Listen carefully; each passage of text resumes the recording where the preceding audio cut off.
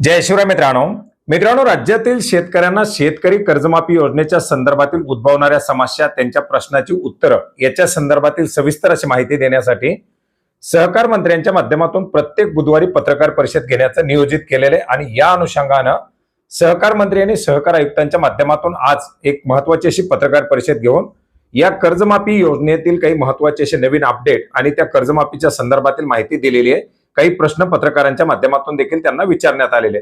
याच्यामधील एक पहिला आणि महत्त्वाचा असा प्रश्न तो म्हणजे नमो शेतकरी योजनेच्या लाभार्थ्यांना या योजनेमध्ये पात्र केल्यानंतर लाभ बंद होणार का, तर तशा प्रकारची कुठलीही तरतूद करण्यात आल्याची नसल्याची माहिती त्यांच्या माध्यमातून देण्यात आलेली। अर्थात जे काही नमो शेतकरीच्या संदर्भात बातम्या पसरवल्या जात आहेत त्या तथ्यहीन असल्याचं या ठिकाणी आता समोर आलेलं आहे।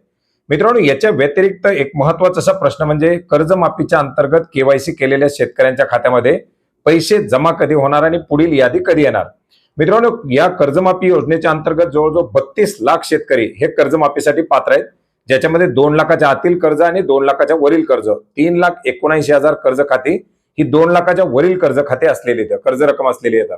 याच्यामध्ये आता जे काही 17 लाख शेतकऱ्यांच्या याद्या प्रकाशित करण्यात आल्या, त्याच्यापैकी 11 लाखापेक्षा जास्त शेतकऱ्यांच्या माध्यमातून आपली केवायसी करण्यात आलेली आहे आणि याच केवायसी करण्यात आलेल्या शेतकऱ्यांची काही माहिती ही आयटी विभागाकडून मिळत आहे आणि ती माहिती पूर्णपणे अद्ययावत झाल्यानंतर आज किंवा उद्या जशी माहिती अपडेट होईल तसे त्या कर्जमाफीचे जे काही पैसे आहेत, रक्कम आहे ती त्या कर्ज खात्यामध्ये जमा केली जाणार आहे। अद्याप या रकमेचं वितरण करायला सुरुवात करण्यात आली नाही, परंतु कधीही हा प्रॉब्लेम सॉल्व्ह झाल्यानंतर हे पैसे वितरण करायला सुरुवात केले जाणार आहे आणि हे वितरण केल्यानंतर जशी काही वितरणाची प्रक्रिया सुरू होईल, शेतकरी केवायसी करतील तशी तात्काळ या योजनेच्या अंतर्गत दुसरी यादी प्रकाशित केली जाणार आहे। अर्थात 10 ऑगस्ट नंतर केव्हाही यादी प्रकाशित केली जाऊ शकते, अशा प्रकारची माहिती आता देण्यात आलेली आहे। याच्या बरोबरच जे शेतकरी आपली 2 लाखाच्या वरील रक्कम आहे ती रक्कम बँकेमध्ये भरून या ओटीएस योजनेअंतर्गत पात्र होतील, त्या शेतकऱ्यांची 31 मार्च 2027 पर्यंत ओटीएस ची प्रक्रिया राबवली जाणार आहे। अर्थात जे शेतकरी आता 2 लाखाच्या वरील कर्ज खाते असलेले आहेत त्या शेतकऱ्यांनी आपली रक्कम भरून जसे जसे टप्पे पाडून दिले असतील त्या टप्प्याची रक्कम भरल्यानंतर त्या शेतकऱ्यांची 2 लाखाच्या आत कर्ज आल्यानंतर ताबडतोब त्या शेतकऱ्यांना कर्जमाफीची रक्कम दिली जाणार आहे। मित्रांनो, याच्यानंतर 23 लाखापेक्षा जास्त शेतकरी राज्यामध्ये नियमित कर्जदार शेतकरी येतात।